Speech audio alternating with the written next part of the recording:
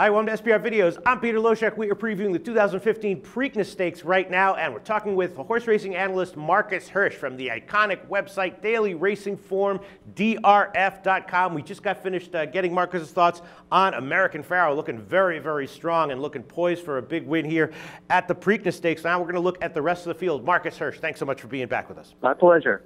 All right, Marcus Hirsch, American Pharoah, Dortmund, and Firing Line were 1, 2, 3 the whole way in the Kentucky Derby, and they maintained those top 3 spots and down to the wire. Is there any reason to expect anything different from the rest of the field in the Preakness Stakes? Oh, I don't think so. Not on the win end for sure, Peter.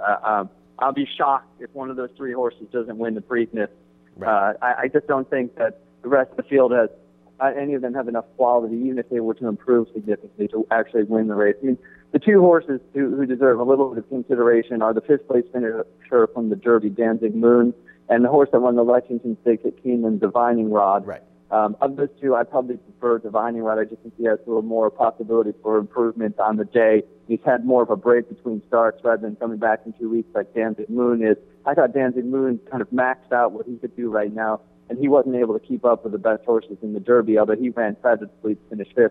But as far as playing the horses, I'm not using them on top of any kind of bet. Right. I would consider using Divining Rod in 3rd and 4th, and maybe even throwing him into 2nd and an exact or 2 if you're really anxious to try to beat a couple of the favorites. But the big 3 from the Derby, they're absolutely formidable in Preakness this week. Yeah, I mean, looking at the rest of this field, 2 of these horses, Tale of Verve and Bodhisattva, are just way overmatched here.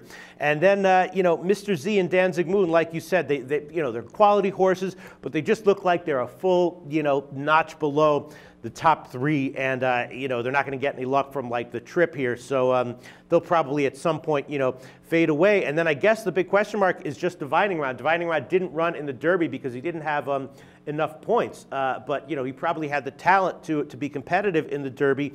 How much of a shot do you give Divining Rod to hang with the top 3 in this race? Well, I mean, his connections announced right after the Lexington that they weren't even thinking about the Derby. They just didn't want to rush him into it, and I think that's an admirable position to take in this day and age when everybody throws any 3-year-old who can run at all into the race, which is often to the detriment of the horses themselves. I like the longer break that he's had. He really has done little wrong. He looks like what we'd call a progressive horse. He's getting better and better. He did get a perfect trip in the Lexington where he sat right behind the pace and went the shortest way around the track along the rail, which was to his advantage. But to his credit, he made the most of that, and I think that shows he's becoming more professional. I think he's got a great chance to improve some, and he's the horse that I would single out as the one that's not among the favorites who could have an impact, although I just don't think he's good enough to win. So this is an interesting race. It's possible that we could have, some good value here betting exactas or trifectas. So, we have this race. We have the top 3. We know they're going to be strong. It's looking like the only horse that has a legitimate chance to crack the top 3 is Divining Rod.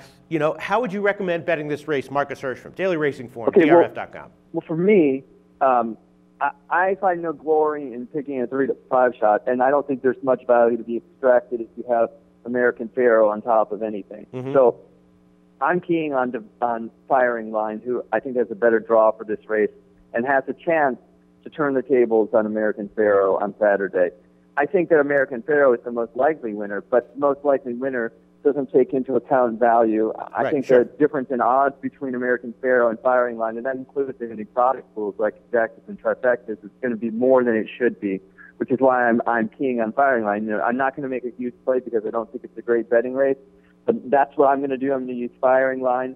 I'm going to obviously use the 2 in the Derby, hope an American Pharoah runs 3rd or runs out, and throw in a little Divining Rod and hope for the best. Okay, Marcus Hirsch from Daily Racing Form, DRF.com. Thanks so much for your thoughts on the Preakness.